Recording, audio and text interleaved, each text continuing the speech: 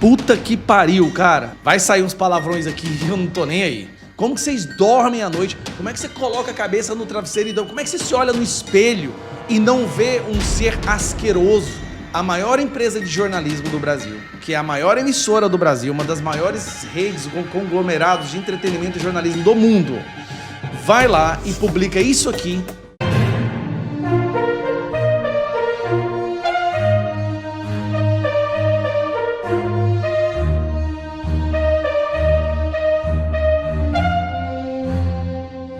Sanção a Moraes é analisada por 4 pastas do governo Trump. É isso mesmo. Conselheiro de Donald Trump, Jason Miller, se juntou a Elon Musk nas críticas recentes ao ministro Moraes. Miller afirmou no último domingo que o magistrado é a maior ameaça à democracia do hemisfério ocidental. As sanções a Moraes, estudadas pela Casa Branca, contudo, caminham aos poucos. Isso porque o texto é analisado por 4 departamentos dentro do próprio governo dos Estados Unidos. Por se tratar de uma questão diplomática, a Secretaria de Estado, o Department of State, comandada por Marco Rubio, precisa emitir seu parecer. Quando o senador Rubio afirmou que o bloqueio da rede social X por Moraes era uma manobra para minar as liberdades básicas no Brasil. Chefiado pelo coronel Mike Waltz, o Conselho de Segurança Nacional também opinará sobre o tema. Waltz é crítico da China e tem restrições a governos que mantêm proximidade com o país, como o brasileiro. Como a sanção ao Moraes envolveria bloqueio financeiro ao ministro, o Departamento do Tesouro dos Estados Unidos tem sido consultado. O Conselho da Casa Branca, responsável por aconselhar juridicamente o presidente dos Estados Unidos, completa a lista de departamentos envolvidos. Assim, Moraes vai ficando cercado e as sanções cada vez mais próximas. E senador dá aviso ao STF. Anistia é competência nossa. Não venham dar pitaco aqui. É isso mesmo. O senador Cleitinho dos Republicanos cobrou a votação do projeto de lei que prevê anistia para condenados e investigados pelo 8 de janeiro de 2023. Ele afirmou que a análise da proposta cabe ao Congresso Nacional e criticou interferências de ministros. Ele disse: anistia é competência nossa, é uma competência aqui dos senadores e deputados. Não venha dar pitaco aqui, cuide do seu mandato aí, cuide do STF, que aqui o Congresso Nacional, os senadores que foram eleitos pelo povo, vão cuidar e vão resolver, declarou. E o Supremo tenta intimar Bolsonaro. É isso mesmo. O Supremo Tribunal Federal está enfrentando desafios na intimação do pessoal acusado. Até o momento, apenas 5 dos 8 integrantes, chamado de Núcleo 1, foram formalmente localizados pela Justiça. A intimação é presencial e obrigatória nesta fase do processo. O presidente Bolsonaro, contudo, ainda não recebeu essa citação. Ele se encontrava em Natal no momento em que foi hospitalizado por motivos de saúde, sendo posteriormente transferido para a unidade de terapia intensiva de Brasília, o que impossibilitou a entrega da notificação judicial até agora. Puta que pariu, cara. Me desculpa, eu não vou filtrar mais. É muita indignação, é muita raiva o que estão fazendo. Vai sair uns palavrões aqui e eu não tô nem aí. Porque o que estão fazendo é simplesmente demoníaco. Hoje, nós estamos vendo aí o Bolsonaro saindo de uma operação de 12 horas, correu risco de morte ali em vários momentos, porque é uma operação que tem que abrir a barriga do cara completamente, por causa de uma facada que a esquerda deu nele. E aí corre esse vídeo do Bolsonaro dando os primeiros passos após a cirurgia. Você pode ver que ele está abatido. É um senhor de 70 anos, que acabou de passar por 12 horas de cirurgia. Sinceramente, até quem não gosta do presidente Bolsonaro, até quem não gosta, tá tipo assim, cara, já deu, já foi muita maldade com esse cara, deixa ele em paz. Aí, a maior empresa de jornalismo do Brasil, que é a maior emissora do Brasil, uma das maiores redes, conglomerados de entretenimento e jornalismo do mundo, vai lá e publica isso aqui como matéria, gente. Intestino de Bolsonaro se adianta e já tá preso. Puta que pariu! Pelo amor de Deus, isso aqui é do demônio, esse povo. Esse povo é do demônio, não é possível. Intestino de Bolsonaro se adianta e já está preso. Tem tanta coisa ruim numa frase. Primeiro, já sabem que Bolsonaro vai ser preso, mas então não tem julgamento, não tem imparcialidade, estão admitindo que não há imparcialidade no tribunal ou no Alexandre de Moraes. O cara fez uma cirurgia de 12 horas, quase morre na cirurgia e vão zombar do intestino dele? É sério um negócio desse? Fazendo piada com um cara de 70 anos que está passando por uma cirurgia porque tentaram matar. E sabe por que tentaram matar ele? Por posts como esse. dessa miséria, desse demônio dessa Rede Globo.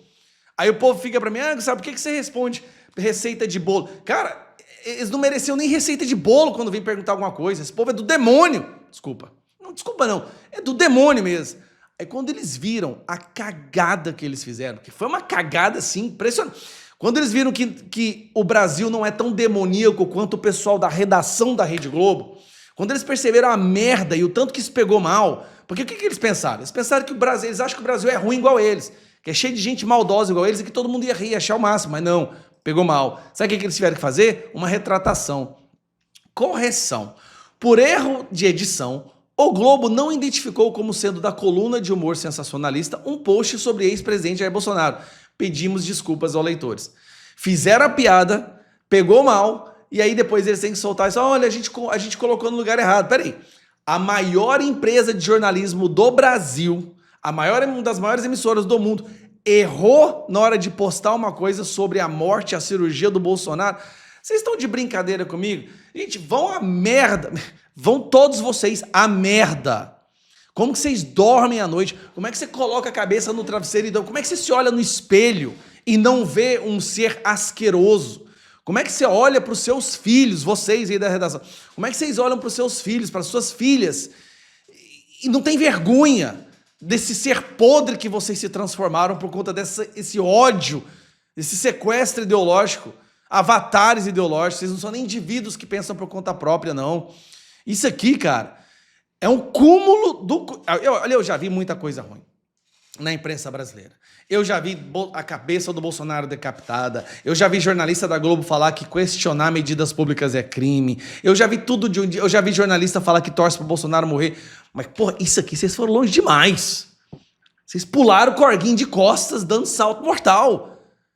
Seus miseráveis, infeliz. Pelo amor de Deus. Cara, que é possível um trem desse? E justo no dia, e olha, tanto que pegou, ó, justo no dia que tem esse vídeo do presidente Bolsonaro, olha a situação que o cara tá, por conta de uma tentativa de homicídio por um idiota que, muito provavelmente, se não fosse militante do PSOL, estaria trabalhando como jornalista na Globo. Essa foi pra...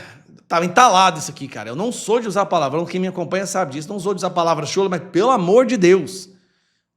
Onde vocês estão com a cabeça? Miseráveis, demônios! Bem, gente, aqui muito rapidamente para dar uma resposta ao senhor Luiz Inácio Lula da Silva. Eu vi a entrevista de uma jornalista muito calma e preparada, conversando com ele sobre a facada de Jair Bolsonaro. E ele disse que não acreditava, que não acredita em facada. E ela perguntou por quê o senhor lança dúvida numa coisa como essa, que é tão séria. Quando, na verdade, as pessoas, quando falam sobre a Amazônia, sobre qualquer outra coisa, vocês se defendem dizendo que é fake news. O senhor, há poucos meses, disse que a facada da qual o então candidato foi vítima, né, que seria mentira, não seria verdade. Eu queria saber se o senhor genuinamente acredita que o então candidato Jair Bolsonaro não sofreu uma facada e no que o senhor baseia, que tipo de prova, indício de prova? Eu não disse que não tinha tomado, eu disse que não acreditava. Por que o senhor não acredita? Você garante a mim o direito da dúvida? A questão é que o senhor é uma liderança importantíssima. Eu tenho suspeitas. Agora, se aconteceu, aconteceu. Esse tipo de argumentação sem provas, o senhor acha que o senhor contribui para tornar o ambiente menos radical, menos tóxico de desinformação, ao propalar suspeitas sem indícios de provas? Falar uma coisa pra você. Ele disse, você acredita na facada? Porque eu não vi sangue. Eu não vi sangue. Eu não acredito em facada. Como o senhor não acredita? Os médicos operaram. Eu não vi sangue. E, de repente, já tinha um senador lá preparado para filmar ele. Desde o dia que aconteceu aquilo, porque eu não vi sangue. O Bolsonaro deu uma entrevista assim que chegou no hospital, ele foi internado, já tinha um senador fazendo uma entrevista com ele. Isso foi depois. E eu te confesso que eu fiquei com muitas dúvidas. Mas se você tem certeza... Fala meu nome. Você não tem coragem de falar meu nome? Não tem coragem de falar meu nome? Diga meu nome. Eu estava lá. Jair Bolsonaro tinha acabado de sair da cirurgia. Ele estava anestesiado. Vou contar essa história para você. Mas anestesiado pelos médicos. Não anestesiado de cachaça, como é o seu caso. Mas eu vou me acalmar. Uma cirurgia perigosa. Ele corria risco de morte. por infecção, por causa da facada que um aliado, o seu chamado Adélio, ex-filiado do PT. Ele estava anestesiado, acabou a cirurgia, e eu, seu Luiz Inácio, eu pedi ao médico que entrasse lá para fazer uma oração, e ele não quis deixar. E eu insisti com ele, e vou falar uma coisa que pode mexer muito com você. Eu disse, eu tenho que entrar para mandar o espírito da morte embora. E tô aqui no quarto com ele. Nós vamos orar agora. Os filhos estão aqui. Deus propôs a vida dele. Ele aqui. Senhor, meu Deus e meu Pai, em nome de Jesus. O Senhor tem o controle de todas as coisas. E sabe todas as coisas. O Senhor conhece esse país. O Senhor sabe por que levantou Bolsonaro. Ó Deus, nós estamos aqui para te louvar, porque o Senhor o trouxe aqui. O Senhor tem guardado até aqui. E nós determinamos, Senhor, toda potestade, toda entidade, toda obra fabricada. Ó Deus, toda arma forjada no escuro de inimigos contra a vida dele, contra a vida deles, que é contra a vida desse país. Nós lançamos por terra, nós destruímos na autoridade do nome de Jesus. E falar sobre espíritos do além, você conhece muito bem. Você conhece muito bem. E eu chamei os filhos dele que estavam lá, o Flávio, o Carlos e o Eduardo. Nós entramos com ele nos braços da morte, desacordado, completamente. E eu orei e disse, Deus, eu entrei aqui, em nome de Jesus. Isso também pode te impactar muito forte. Nome de Jesus. Mandar embora o espírito da morte. Mas quem sabe, teve uma entrevista de Zé Disseu que ele disse que vocês erraram em tudo. Erraram muito, inclusive, na facada. E sabe Deus quem deu a ordem para essa facada, disse né? isso, né? Ou erros nossos, como foi a facada Bolsonaro, os fatos. Como foi a facada Bolsonaro, os fatos. Como foi a facada Bolsonaro, os fatos. Agora você já teve um câncer. Ao invés de nós duvidarmos, cristãos, nós cristãos evangélicos oramos por você. O câncer de Dona Marisa, oramos por ela também. Você fez recentemente uma cirurgia colocando uma prótese no quadril, não foi? Nós nunca pedimos uma foto e nunca duvidamos da sua cirurgia. Podíamos duvidar porque nos meses seguintes, um dos médicos, ou um ou dois, sei lá, morreu lá no Rio de Janeiro, não é? Em frente ao hotel onde eles estavam foram metralhados. Só eles dentro de um quiosque, lá na Barra. A gente podia duvidar disso tudo, porque de vocês a gente pode esperar tudo. Agora Jair Bolsonaro paga ainda por essa facada que não deu certo e nunca vai dar, Lula. A facada trouxe N cirurgias, sofrimentos diários, dores diárias para ele, o que você não conhece. Agora, 12 horas de cirurgia. Ele está bem sucedido. Deus está com ele. Vou te contar uma coisa, seu Luiz Inácio Lula da Silva, que não acredita na facada. Adélio foi um incompetente, não foi? E não me diga que você não conhece Adélio. Não me diga que vocês não sabem quem é Adélio. Você não acredita na facada? Peça ao Supremo, onde você está tão aliado, que abra os celulares de Adélio. Que autorize abrir a Polícia Federal. Que autorize abrir as ligações, os cartões de crédito de Adélio, já que você não acredita na facada. E que Adélio era um lobo solitário. Fale um pouco sobre Celso Daniel, fale um pouco sobre Teori, fale um pouco sobre Toninho do PT. Você não acredita na facada de Jair Bolsonaro? Não tem problema. A sua descrença em nada mexe com a nossa fé. Deus esteve com ele, está com ele, e ele vai continuar vivo, por desespero de vocês e de todo o comunismo. Nós vamos vencer. Vencer com a oração. Com o indivíduo que superou, suplantou tudo aquilo que vocês arquitetaram no escuro, a morte dele. Teve facada assim. Teve facada assim. E em nenhum momento duvidei do seu câncer. Eu orei por você, ao invés de abrir a minha boca para falar tanta asneira como você falou nessa entrevista. Que Deus tenha misericórdia de você Luiz Inácio Lula Descondenado da Silva. Recentemente, o nosso magnânimo, iluminado, divino ministro, defensor da democracia, Alexandre de Moraes, fez uma das falas mais absurdas, mais grotescas já proferidas por uma autoridade do judiciário brasileiro.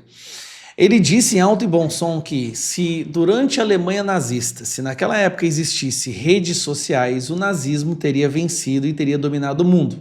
É isso mesmo. Ele disse que se existisse redes sociais, aquilo que dá voz a todos e não dá concentração de poder para nenhum grupo, se existisse isso, então o nazismo, que censurou todo mundo, teria vencido. Aquilo foi da dor de cabeça. Para uma pessoa chegar num raciocínio, numa lógica dessa, a capacidade de interpretação da realidade de maneira sadia e crítica já foi pelo espaço.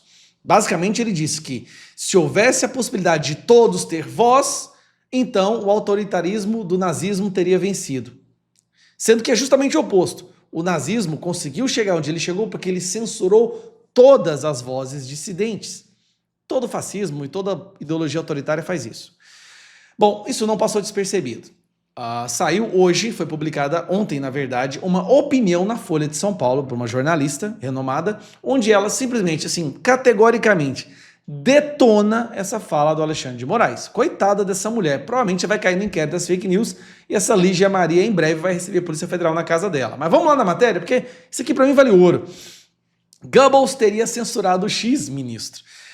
O Alexandre de Moraes falou que Goebbels, né, teria usado as redes sociais, só que na verdade ele teria censurado.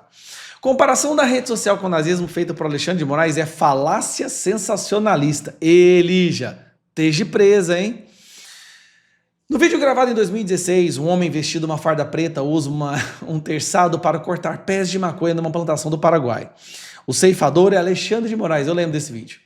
Hoje ministro do STF, que na época era ministro da Justiça. A filmagem mostrava sua política de guerra às drogas, que segundo o áudio da peça envolvia parceria transnacional para a erradicação da maconha. Esse modo espetaculoso e radical de atuação também é visto no modo como Moraes trata as questões das redes sociais. Sobra incitação assodada ao poder de polícia e falta compreensão sobre tecnologia e meios de comunicação. Em entrevista para a revista americana The New Yorker, publicada no dia 7, o magistrado diz que se Goebbels estivesse vivo e com acesso ao X, os nazistas teriam conquistado o mundo. Meu Deus do céu. A pobreza da argumentação já começa com a falácia retórica de redução a Hitler. Para piorar, a afirmação não faz sentido. Sim, não faz o menor. Ela não é que ela não faz sentido, ela é o oposto da verdade. As redes sociais quebram o paradigma comunicacional do século XX, segundo o qual uma fonte emissora ativa transmite informações para uma massa de receptores passivos. Goebbels fechou jornais, censurou os remanescentes e criou a Câmara da Cultura do Reich, que controlava rádio, cinema, imprensa, literatura e artes, inclusive criou o tal Tribunal do Povo, onde os dissidentes e aqueles que criticavam Goebbels e Hitler eram condenados por serem antidemocráticos e um perigo para a democracia do Hitler. Muito parecido com o que o Moraes está fazendo. Já num ecossistema midiático em rede, consumidores também são produtores, usuários escolhem caminhos diversos para obter informações e a quantidade de dados é incomensurável. O escrutínio do poder público se fortalece e segredos são mais facilmente revelados. Segredos como, por exemplo, usar a criatividade para censurar uma revista, como é o caso dos juízes amigos lá do Alexandre de Moraes. Segredos como, por exemplo, fazer certas pessoas como alvo para depois produzir crimes contra elas e pedir relatórios sob encomenda para prender e censurar pessoas. Mais ou menos o que o Moraes fez, tá? Não estou fazendo uma comparação muito séria, não.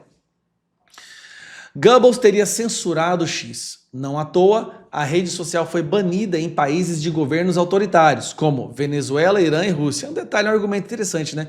Todos os países extremamente autoritários, as redes sociais são censuradas. Coreia do Norte não tem rede. A China não tem várias redes sociais. Venezuela, Irã, Rússia.